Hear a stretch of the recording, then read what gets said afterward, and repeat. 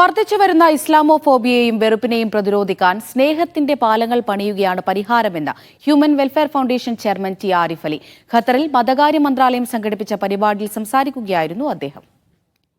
ഇസ്ലാം വിരുദ്ധ പൊതുബോധം മാറ്റിയെടുക്കാൻ പരിശ്രമിക്കുകയാണ് മുസ്ലിം സമുദായത്തിന്റെ പ്രഥമ ഉത്തരവാദിത്തം.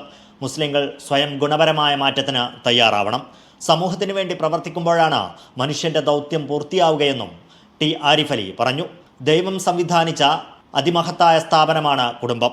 എൻ്റെ ശരീരം എൻ്റെ സ്വാതന്ത്ര്യം എന്ന വ്യക്തികേന്ദ്രീകൃത ലിബറൽ ചിന്താഗതി മൂല്യങ്ങളുടെ നിരാസമാണ്.